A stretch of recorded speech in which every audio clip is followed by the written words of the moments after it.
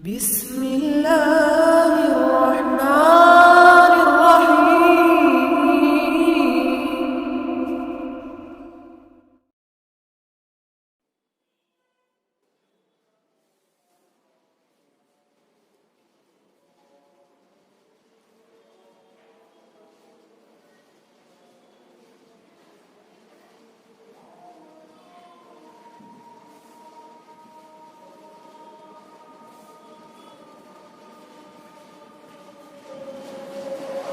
السلام عليكم ورحمة الله وبركاته.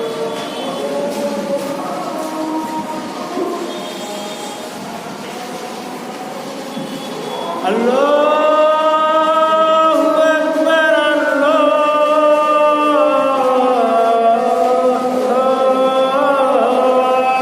أكبر.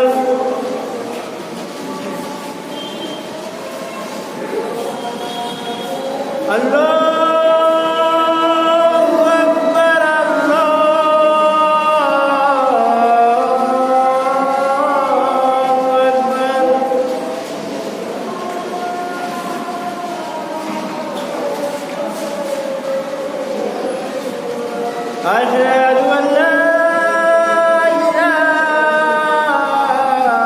إلا الله.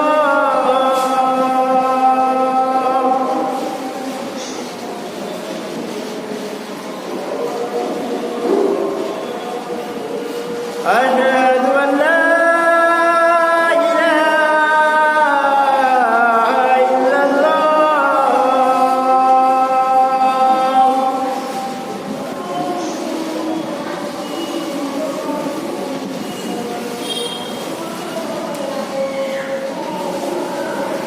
أشهد أن محمدًا رسول الله.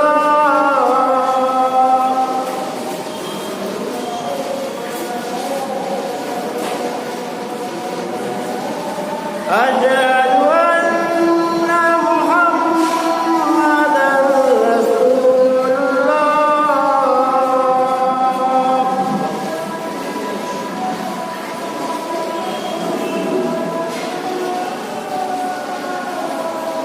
حي على الصلاة.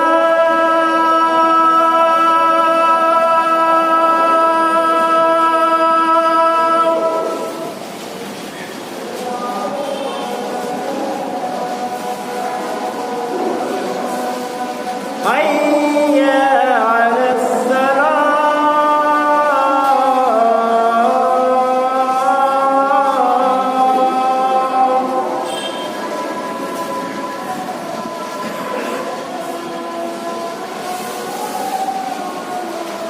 حي على الفلاح.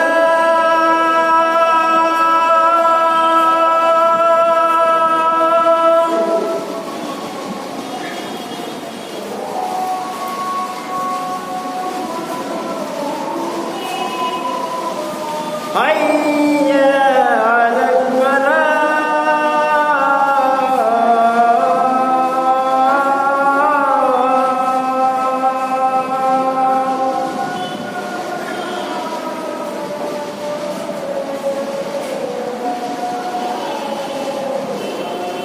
الله أكبر الله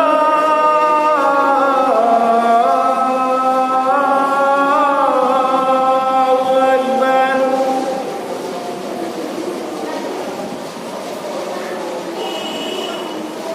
لا إله إلا الله.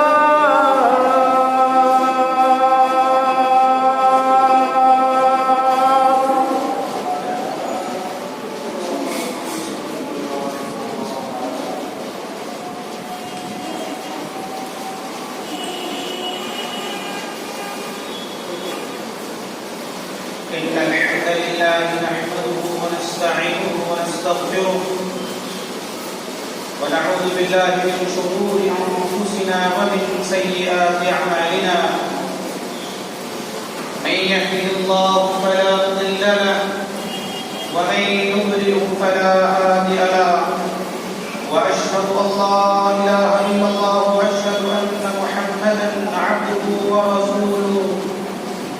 يا يا أيها الذين آمنوا اتقوا الله حق تقاته ولا تموتن إلا وأنتم مسلمون يا أيها الناس اتقوا ربكم الذي خلقكم من نفس واحدة وخلق منها زوجها وبث منهما رجالا كثيرا ونساء واتقوا الله الذي تساءلون به والأرحام إن الله كان عليكم رقيبا يا أيها الذين آمنوا اتقوا الله وقولوا قولا سديدا يصلح لكم أعمالكم ويغفر لكم ذنوبكم ومن يطع الله ورسوله فقد فاز فوزا عظيما أما بعد فإن خير الحديث كتاب الله وخير الهدي هدي محمد صلى الله عليه وسلم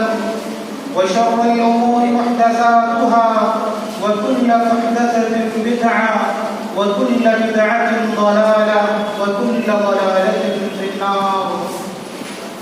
أعوذ بالله السميع العليم من الشيطان الرجيم. بسم الله الرحمن الرحيم. يا أيها الذين آمنوا ادخلوا في السلم كافة ولا تتبعوا خطوات الشيطان إنه لكم عدو مبين. ہر قسم کی حمد و ثنا بڑائی و کبریائی اللہ وحدہ لا شریک کے لیے لائق و زیبا ہے. بعدہ بے شمار درود و سلام نازل ہو تمام انبیاء کرام پر، خصوصاً ہمارے آخری نبی جناب محمد رسول اللہ صلی اللہ علیہ وسلم پر. محترم بزرگوں اور دوستوں، نوجوان ساتھیوں، پیارے بچوں، 2/10/2020 کے اس خطبہ جمعہ میں جس موضوع کے تحت میں آپ سے گفتگو کرنا چاہ رہا ہوں وہ موضوع ہے معاشرت. موضوع بے حد اہم ہے.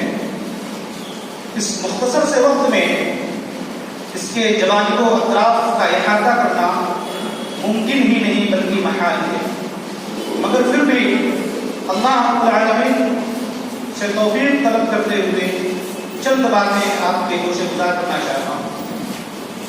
حقیقت یہ ہے کہ اسلام یہ 5 چیزوں کے مجموعے کا نام ہے: ایمانیات، عبادات، اخلاقیات، معاملات اور معاشرت. آج کے اس خطبہ جمعہ میں اسلام کے اس 5ویں شعبے پر ہم گفتگو کرنا چاہیں گے. اللہ تعالیٰ نے انسانوں کی فطرت اس طرح بنائی ہے کہ وہ تنہا زندگی نہیں گزار سکتا، اور نہ ہی اسلام میں اسے تنہا زندگی گزارنے کی اجازت دی گئی کہ لوگ سماج سے کٹ کر کے، معاشرے سے الگ ہو کر کے رشیوں اور منیوں کی طرح پہاڑوں میں نکل جائیں، جنگلوں میں نکل جائیں اور وہاں کریں تنہا زندگی گزاریں. اسلام اس بات کی اجازت نہیں دیتا، بلکہ سماج میں رہ کر کے اسلام پر عمل کرنے کے لیے اسلام کہتا ہے کہ سماج میں رہ کر کے آپ اسلام پر عمل کرو. اب جب آدمی سماج میں رہے گا، سوسائٹی کے اندر رہے گا، تو ظاہر سی بات ہے اس کا لوگوں سے واسطہ پڑے گا. وہ کبھی باپ سے ملے گا، کبھی ماں سے ملاقات کرے گا، کبھی دوست و احباب سے ملاقات کرے گا، کبھی کاروبار کرنے والوں سے ملے گا. تو جب لوگوں سے ملے گا، ملتے وقت اس کا واسطہ پڑتے وقت اس کا جو بیہیویئر ہوگا، اس کا جو رویہ ہوگا، اسی رویے کو معاشرت کہتے ہیں.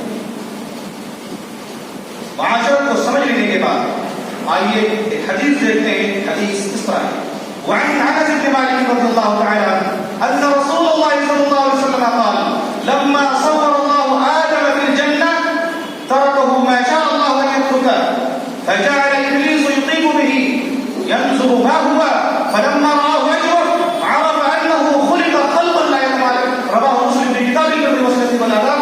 امام مسلم رحمۃ اللہ علیہ اس حدیث پاک کو ایسے ہی مسلم شریف کتاب میں کے اندر لائے. راوی حضرت انس بن مالک رضی اللہ تعالیٰ عنہ وہ فرماتے ہیں کہ رسول اللہ صلی اللہ علیہ وسلم نے فرمایا لما صور اللہ آدم فی الجنہ کہ جب اللہ تعالیٰ نے حضرت آدم علیہ السلام کی صورت گری کی، صورت گری کا مطلب ان کا مجسمہ بنایا، پتلا بنایا، اور پتلا بنا کر کے جنت میں کھڑا کر دیا. ابھی روح نہیں دھونگی، ایسے ہی پتلا بنا کر کے جنت میں چھوڑ دیا. فجعل ابلیس یطیف به، ابلیس آیا اور اس پتلے کے ارد گرد چکر لگانے لگا، گھومنے لگا. ینظر ما ہوا، یہ دیکھنے کے لیے کیا ہے، اللہ نے کیا چیز بنانی چاہیے. فلما رآہ عجب، جب اس کی سمجھ میں نہیں آیا کیا چیز ہے یہ، تو اس نے اس کو ایسے بجایا، عرف انہ خلق خلقا لا يتمالک، تو سمجھ گئے کہ اندر سے کھوکھلا ہے. اللہ نے ایسی مخلوق بنانی چاہیے جو اندر سے کھوکھلی ہے. آج دیکھو معمولی اس بات پر لوگ آستین چڑھانے لگتے ہیں، مارنے اور مرنے پر آمادہ ہو جاتے ہیں. بیٹا باپ کو جھڑک دیتا ہے، ماں کو اول بول کر دیتا ہے، اس لیے کہ بات اس کے مزاج کے خلاف ہو گئی. شیطان انسانوں کی فطرت کو سمجھ گیا تھا، وہ سمجھ گیا تھا انہ خلق خلقا، اللہ ایک ایسی مخلوق بنا رہا ہے جو اپنے اوپر قابو نہیں رکھ سکتی، اپنے اوپر کنٹرول نہیں رکھ سکتی. اس حدیث میں امام مسلم رحمۃ اللہ علیہ نے اپنے دل بتائی. اس حدیث سے بہت ساری باتیں معلوم ہوئی. پہلی بات یہ معلوم ہوئی کہ ہمارے باپ حضرت آدم علیہ السلام کی جنت میں بنائی گئی، ہم اصل جنت کے رہنے والے ہیں. آج لوگ اپنی نسبت نہ جانے کہاں کرتے ہیں. دوسری بات یہ معلوم ہوئی کہ اللہ تعالیٰ نے پہلے آدم علیہ السلام کا پتلا بنایا، روح بعد میں ٹوٹی. اور تیسری بات یہ معلوم ہوئی کہ شیطان نے جنت میں آتا جاتا تھا، شیطان کا جنت میں جانا ممنوع نہیں تھا. اور چوتھی بات یہ معلوم ہوئی کہ انسان کی فطرت اس طرح بنائی گئی ہے کہ اندر سے کھوکھلا ہے. آدمی کو اپنے آپ کے اوپر قابو رکھنا چاہیے، کنٹرول رکھنا چاہیے.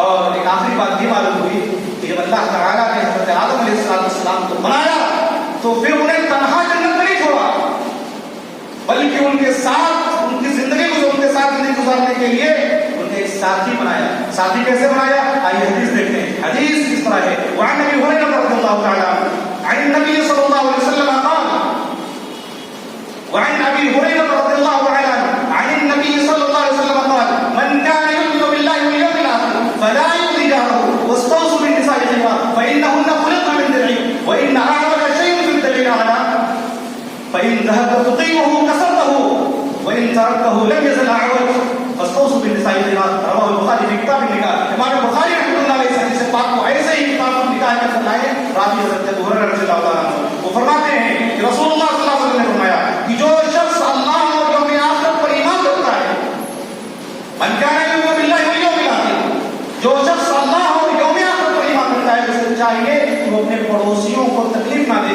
اپنے پڑوسی کو اذیت اور غصہ نہ پہنچائے. یہاں رک کر کے یہ بات جان لینا ضروری ہے کہ پڑوسی تین طرح کے ہوتے ہیں، تین قسم کے ہوتے ہیں.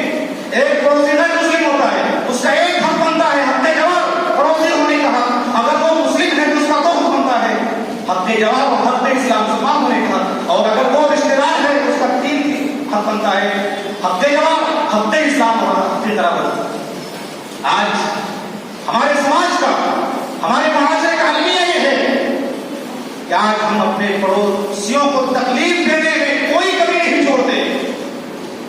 صبح صبح چائے کی ہوٹلوں میں مرد حضرات جب تک اپنے پڑوسیوں کی برائی نہ کر لیں، ان پر لعن طعن نہ کر لیں، اور ہمارے گھر کی عورتیں جب تک صبح صبح اپنے پڑوسیوں سے لڑ نہ لیں، ان کی چغلی نہ کر لیں، ان کی برائی، ان کی غیبت نہ کر لیں، تب تک ان کا ناشتہ ختم نہیں ہوتا ہے.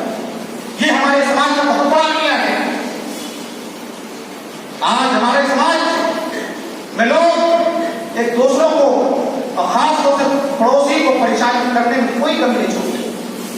پڑوسی پریشان ہے، پڑوسی کے گھر کے اندر اس کی جوان بیٹی بیٹھی ہوئی ہے، غربت کی وجہ سے اس کی شادی نہیں ہو رہی ہے، وہ پہاڑ جیسی جوانی صبر و استقلال کے ساتھ گزار رہی ہے، اور اپنی حالت زار پر آنسو بہاتی ہوئی رب سے یہ فریاد کرتی ہے کہ اے میرے مولا، ضبط کرتی ہوں تو ہر زخم لہو دیتا ہے، ضبط کرتی ہوں تو ہر زخم لہو دیتا ہے، نعرہ کرتی ہوں تو اندیش رسوائی ہے. اور سماج کے بااثر لوگ، سید حضرات، ان کو اپنے پڑوسیوں کی یا سماج کے غریب طبقے کا کوئی خیال نہیں. شاعر کہتا ہے کہ پڑوسی 4 دن سے پڑوسی ہے بھوکا پڑا، 4 دن سے پڑوسی ہے بھوکا پڑا، سیٹھ صاحب دوبارہ مدینے چلے، سیٹھ صاحب کو تو بس مدینے جانے کی دھن سوا رہتی ہے، پڑوسی کس حال میں ہے، اس کا کاروبار بند ہے، ان کو اس سے کوئی مطلب نہیں. رسول اللہ صلی اللہ علیہ وسلم نے فرمایا من کان یؤمن باللہ والیوم الآخر فلا یؤذی جارہ، جو شخص اللہ اور یوم آخرت پر ایمان رکھتا ہے اسے چاہیے کہ اپنے پڑوسی کو تکلیف نہ پہنچائے. اس کا مطلب کہ جو لوگ پڑوسیوں کو تکلیف پہنچاتے ہیں، جس شخص سے اور جس انسان اس کا پڑوسی محفوظ نہیں ہے، وہ تو حقیقت اللہ اور یوم آخرت پر ایمان نہیں رکھتا، یقین نہیں رکھتا ہے. آپ نے دوسری بات بیان فرمائی واستوصوا بالنساء خیرا، کہ سنو اپنے عورتوں کے ساتھ اچھا معاملہ کرنا، اچھا سلوک کرنا، عورتوں کے ساتھ، اپنی بیویوں کے ساتھ. جی اس بات کو مزید پروف کرنے کے لیے ایک اور حدیث کس طرح ہے، وعن علی بن ابی طالب رضی اللہ تعالی عنہ قال قال رسول اللہ صلی اللہ علیہ وسلم فی آخر کلامہ الصلاۃ وما ملکت ایمانکم، رواہ ابن ماجہ فی کتاب الجنائز. امام ابن ماجہ رحمۃ اللہ علیہ اس حدیث کو ایسے ہی کتاب الجنائز کے اندر لائے. راوی حضرت علی بن ابی طالب رضی اللہ تعالی عنہ وہ فرماتے ہیں کہ رسول اللہ صلی اللہ علیہ وسلم اپنے آخری وقت میں اس دنیا سے رخصت ہونے سے پہلے جب آپ کا انتقال ہونے والا تھا، اس وقت آپ کی باتیں فرمائی. اور ظاہر ہے کہ جب آدمی مرنے والا ہوتا ہے تو بہت اہم باتیں بیان کرتا ہے. دیکھو رسول اللہ صلی اللہ علیہ وسلم کو اپنی اس امت کے بارے میں کتنی فکر اور کتنا خیال تھا کہ دنیا سے رخصت ہو رہے ہیں اور اپنی امت کو نصیحت کرتے ہوئے جا رہے ہیں کہ اے میری امت کے لوگوں سنو الصلاۃ الصلاۃ وما ملکت ایمانکم. دیکھو نماز قائم کرتے رہنا، نماز کو نہیں چھوڑنا. آج امت اتنی نکل چکی ہے، اتنی بدماش ہو چکی ہے، اس کو نماز کا ذرا بھی خیال نہیں ہے. آج ہمارا جب کوئی قریبی مرتا ہے، کوئی رشتے دار جو مرنے والا ہوتا ہے، کیا بولتا ہے، ارے بلاؤ میرے بھائیوں کو، بلاؤ میرے بچوں کو، بلاؤ میری بیٹیوں کو، بلاؤ میرے فلاں رشتے داروں کو، بلاؤ اس کو دیکھ لوں، اس کا دیدار کر لوں، اپنی جائیداد کے بارے میں، اپنی پراپرٹی کے بارے میں، اپنے تمام بینک بیلنس کے بارے میں بتا دوں. مگر نبی کا حال یہ ہے کہ دنیا سے رخصت ہو رہے ہیں اور اپنی امت کی اتنی فکر تھی، اتنا خیال تھا کہ وہ کہہ رہے ہیں میری امت کے لوگوں سنو، نماز سے جڑے رہنا، کبھی نماز کو نہیں چھوڑنا.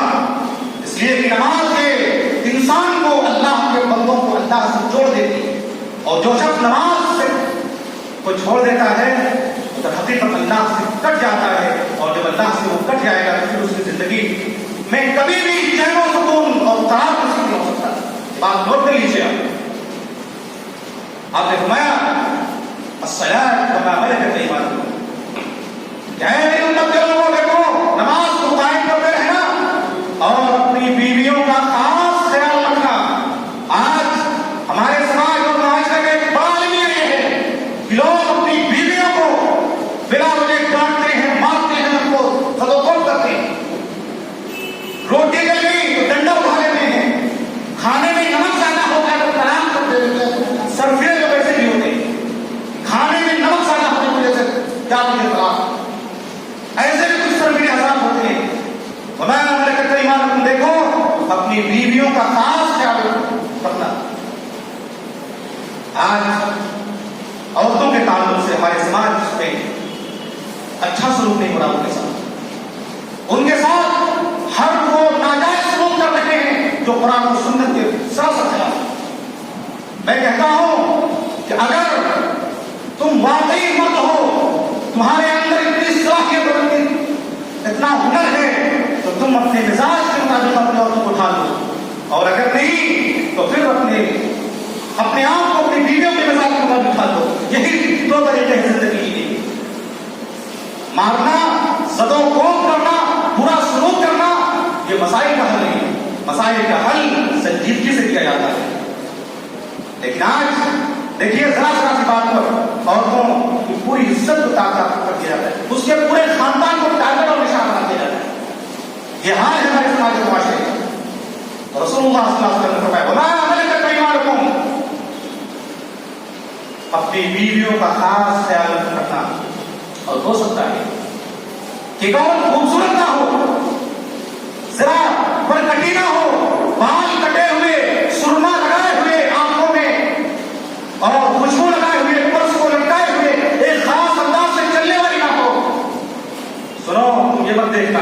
بلکہ اس کی صورت کو نہیں دیکھنا بلکہ اس کی سیرت کو دیکھنا، اس لیے کہ صورت تو چند روزہ ہے، یہ حسن جو ڈھل جانے والی چیز ہے۔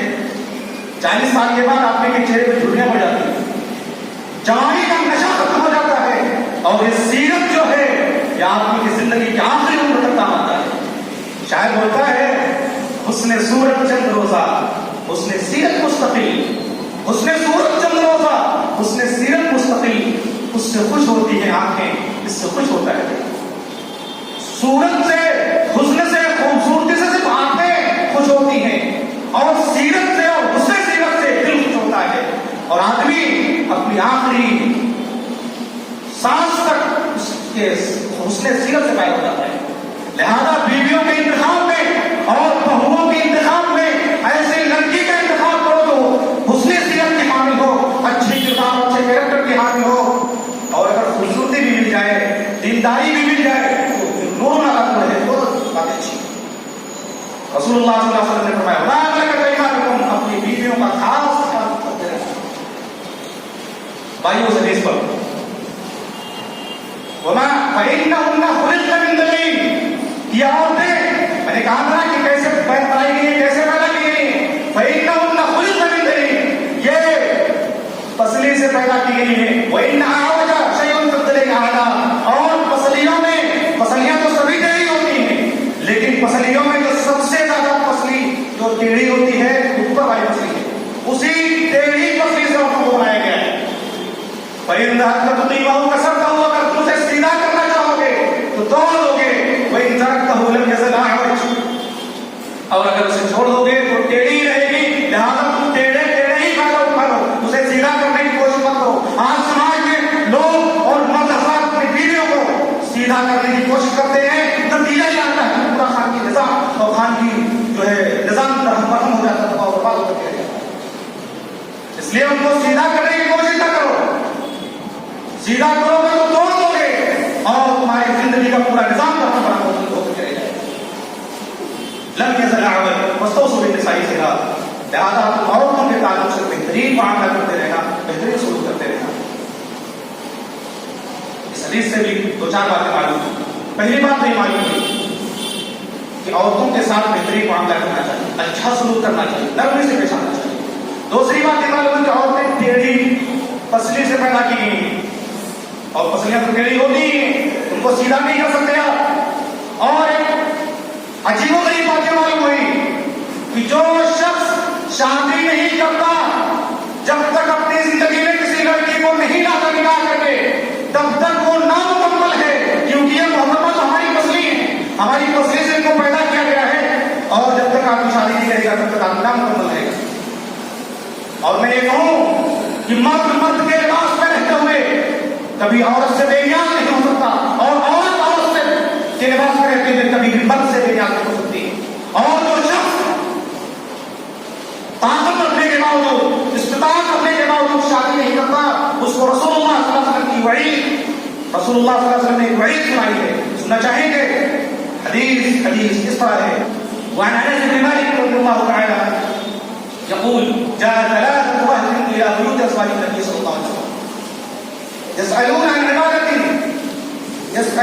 عبادة النبي صلى الله عليه وسلم، فلما أخبروا كأنهم تقالوها فقالوا وأين نحن من النبي صلى الله عليه وسلم قد غفر له ما تقدم من ذنبه وما تأخر، فقال أحدهم أما أنا فإني أصلي الليل أبدا، وقال الآخر أنا أصوم الدهر ولا أفطر، وقال الآخر أنا أعتزل النساء فلا أتزوج، فجاء رسول الله صلى الله عليه وسلم إليهم فقال أنتم الذين قلتم كذا وكذا، أما والله إني لأخشاكم لله وأتقاكم له، لكني أصوم وأفطر وأصلي وأرقد وأتزوج النساء، فمن رغب عن سنتي فليس مني، رواه البخاری کی کتاب النکاح۔ امام بخاری رحمۃ اللہ علیہ اس حدیث پاک کو ایسے ہی کتاب النکاح میں فرمائے، راوی حضرت انس بن مالک رضی اللہ تعالیٰ عنہ فرماتے ہیں کہ رسول اللہ صلی اللہ علیہ وسلم کے ازواج کے پاس، آپ کی بیویوں کے پاس 3 لوگ ہیں، یسألون عن عبادت النبی صلی اللہ علیہ وسلم، نبی صلی اللہ علیہ وسلم کی عبادت کے تعلق سے معلومات کرنے کے لیے گھر میں کیا عبادت کرتے ہیں، آپ جو باہر پہ عبادت کرتے ہو تو ہم جانتے ہی ہیں، مگر آپ گھر کے اندر کیا عبادتیں کرتے ہیں، کون سے ذکر و اذکار کرتے ہیں، کس طرح نمازیں پڑھتے ہیں، وہ معلوم کرنے کے لیے 3 صحابہ کرام آپ کے ازواج کے پاس آئے۔ جب آپ کے ازواج نے بتایا کہ نبی صلی اللہ علیہ وسلم گھر میں یہ کام کرتے ہیں، یہ عبادتیں کرتے ہیں، کأنہم تقالوها، انہیں نبی صلی اللہ علیہ وسلم کی وہ عبادتیں بڑی مختصر لگی، بڑی ہلکی پھلکی لگی۔ فقالوا، لوگ کہنے لگے کہ ہم کہاں اور نبی کہاں، آپ صلی اللہ علیہ وسلم نے تو اگلے اور پچھلے تمام گناہ معاف کر دیے گئے ہیں، ہم اور نبی کہاں برابر ہو سکتے ہیں۔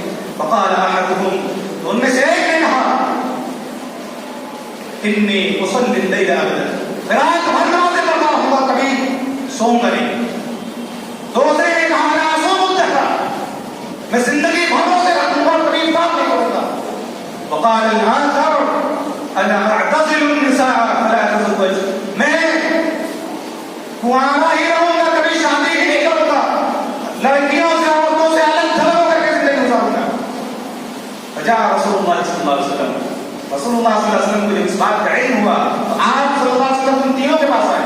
دیکھو سماج کا ایک اہم نقطہ یہ ملا کہ جب سماج کے تعلق سے کوئی بات آپ کے کانوں سے ٹکرائے، کوئی آپ کے خلاف کو کچھ کہے، کچھ لام تام کرے، برا کہے، کوئی ایسی بات کرے تو آپ کو ناگوار لگے، تو آپ فوراً اس پر ایکشن مت دیجیے۔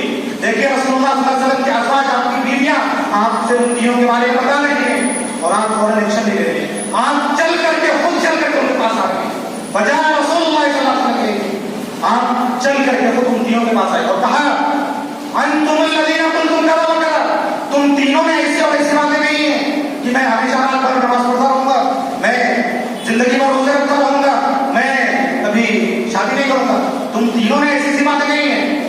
جب ان تینوں نے کہا کہ ہاں اللہ کے رسول صلی اللہ علیہ وسلم ہم تینوں نے ایسی ایسی باتیں نہیں ہیں، تو آپ نے فرمایا اما واللہ انی لاخشاکم باللہ واتقوا، سنو میں تم میں سب سے زیادہ اللہ سے ڈرنے والا اور تم میں سب سے زیادہ متقی ہوں، لیکنی اصوم و افطر، لیکن میں روزے بھی رکھتا ہوں اور افطار بھی کرتا ہوں، واصلی وارقد، رات میں نمازیں بھی پڑھتا ہوں اور سوتا بھی ہوں، واتزوج النساء، اور عورتوں سے شادیاں بھی کرتا ہوں، اور تم تو دو چار کرتے ہو، میں تو کیا نہیں کرتا ہوں۔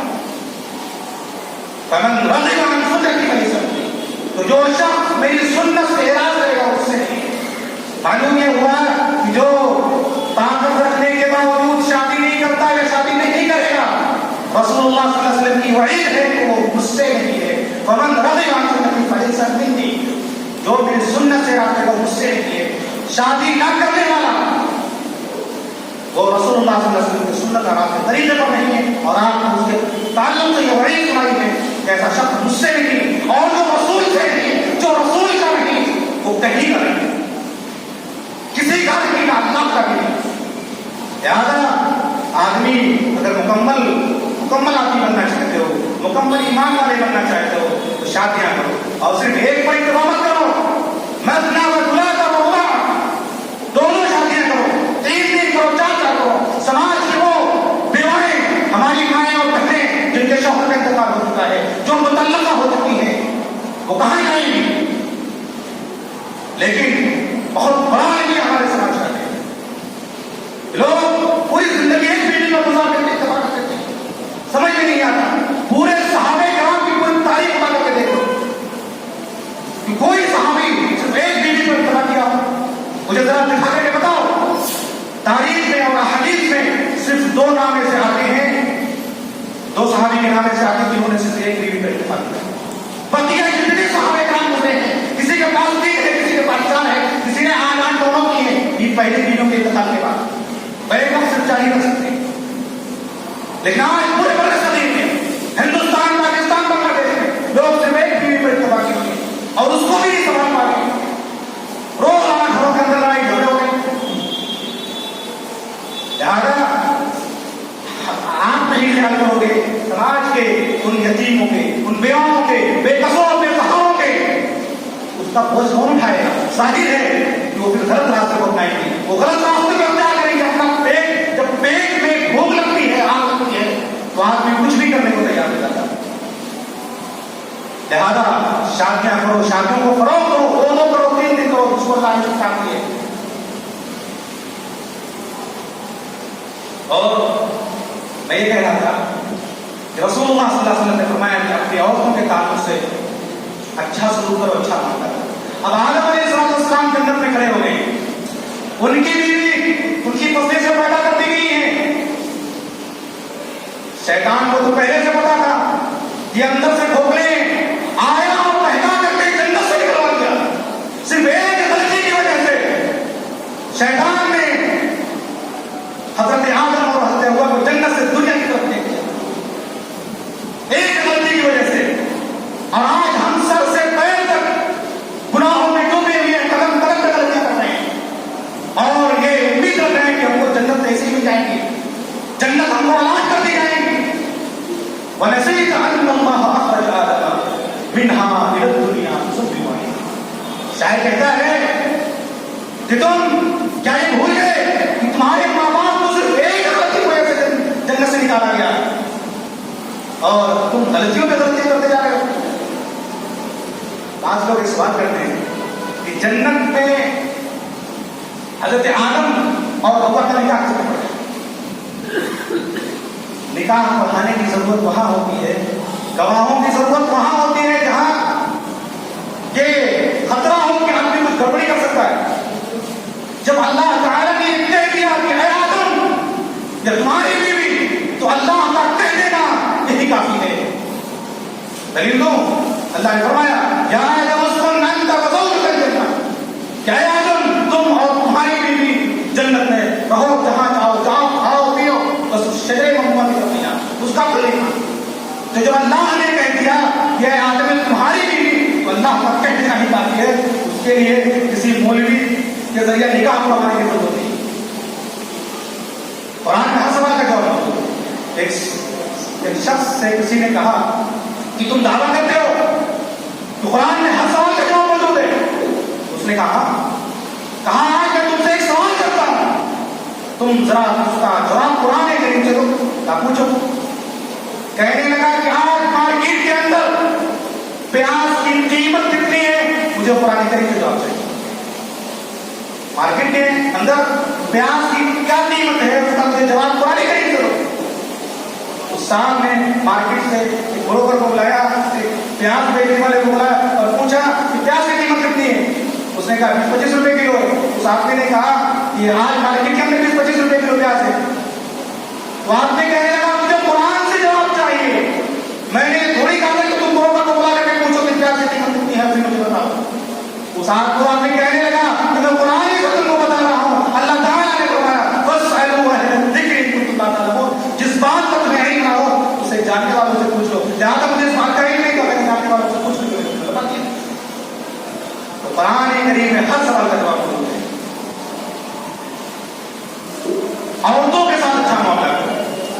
آج ہم یہ سمجھ رہے ہیں کہ ہمارے پاس توحید ہے، ہم بت نہیں پوچھتے، ہم شرک نہیں کرتے، ہم بدعت میں ملوث نہیں ہیں، ہمارے پاس نمازیں ہیں، ہمارے پاس روزے ہیں، ہمارے پاس زکات، سب کچھ ہے اور ہم جنت میں یوں ہی چلے جائیں. غلط سوچ ہے. آپ کی توحید آپ کی بخشش نہیں کروا سکتی، آپ کے روزے آپ کی نمازیں آپ کے کام نہیں آ سکتی، آپ کے صدقات و خیرات و زکات یا آپ کو جنت میں داخل نہیں کروا سکتی جب تک کہ آپ کی معاشرت صحیح نہ ہو. اگر آپ کی معاشرت صحیح نہیں ہے توحید نماز روزے آپ کو کوئی کام نہیں. دلیل دو، دلیل کہنے سے بات وعن ابي هريره رضي الله تعالى عنه ان رسول الله صلى الله عليه وسلم قال اتدرون من المفلس؟ قال من لا درهم له ولا متاع. قال ان المفلس من امتي ياتي يوم القيامه بصلاه وصيام وزكاه ياتي وقد شتم هذا وقذف هذا واكل مال هذا وسفك دم هذا وضرب هذا فيعطى هذا من حسناته وهذا من حسناته فإن فنيت حسناته أخذ من خطاياهم فطرحت عليه ثم طرح في النار.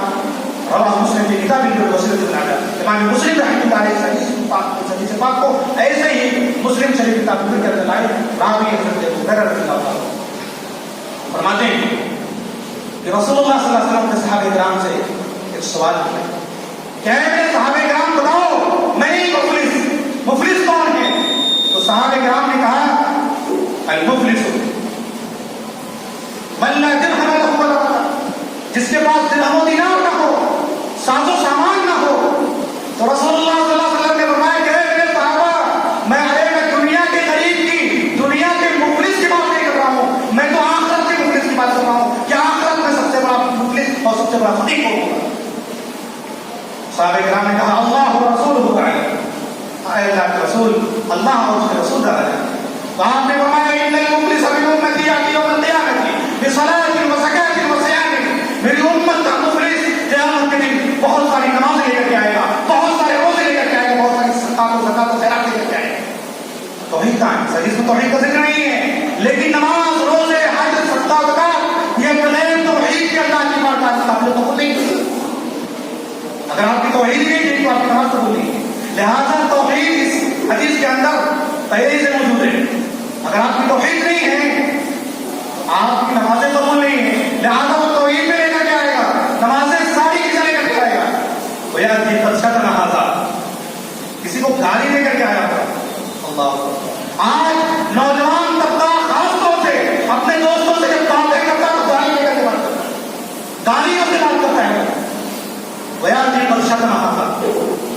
اور نوجوان کو نوجوان، بڑے بزرگ لوگ بھی اپنی بزرگی کا خیال نہیں کرتے، اپنی بزرگی کا بھی موقع حاصل کر وہ بھی طاقت دیتے ہیں۔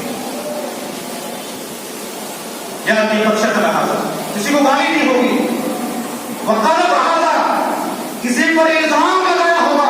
آج بہت سارے مرد ہمارے معاشرے کا بھی یہ ہے، بہت سارے مرد اپنی عورتوں پر دوسرے کی بہنوں پر الزام تراش کرتے ہیں، اور بہت ساری عورتیں بہت سارے مردوں پر تہمت و الزام لگاتی رہتی ہیں کہ ہمارے سماج کا مختار کیا ہے۔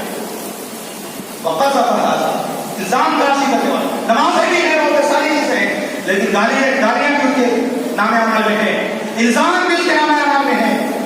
یاد رکھو دنیا کے اندر اپنی زبان کو کنٹرول رکھو، ورنہ کل قیامت کے دن تمہیں اپنی زبان کے تعلق سے بات پوچھ کی جائے گی، میں اس کا جواب دینا پڑے گا اللہ دوست، اور وہاں پہ کوئی سی بات نہیں، آپ کے مال، آپ کی دولت، آپ کا خدا، آپ کا سوچ بہت کچھ کام نہیں آئے۔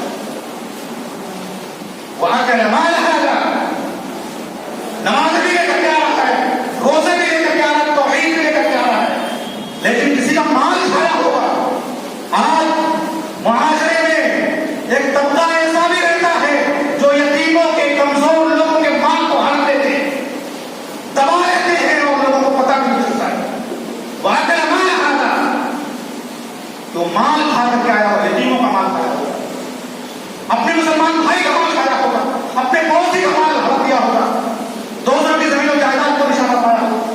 وہاں کا مال کھانا، وہ سب کا دم ہے، کسی کو مڑک کر کے آیا ہوگا، وہ کسی پر ناجائز ظلم کر کے آیا ہوگا، کسی کو ناجائز طریقے سے مار کر کے آیا ہوگا۔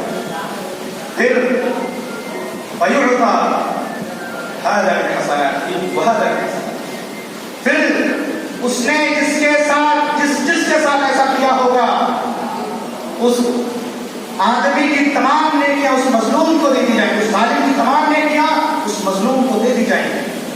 پھر اس کا نماز، اس کے روزے، اس کا کوئی کام نہیں آ سکیں گے، اور اگر اس ظالم کی نیکیاں ختم ہو جائیں گی تو اس مظلوم کے گناہ، اس کی غلطیاں، اس کے برے اعمال اس ظالم کو اوپر لا دیے جائیں گے۔ فطرح فی النار، یہاں تک اس کو جہنم میں ڈال دیں گے۔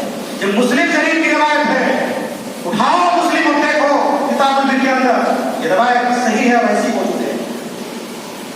کہاں گئی آپ کی نماز، کہاں گیا آپ کا توحید، کہاں گیا آپ کا روزہ، کہاں گیا آپ کا صدقات و زکات و خیرات، ساری کی ساری ہوا منصورہ ہو جائیں گے۔ اس لیے معاشرت کو اپنے صحیح کرو، اپنی معاشرت کی اصلاح کرو۔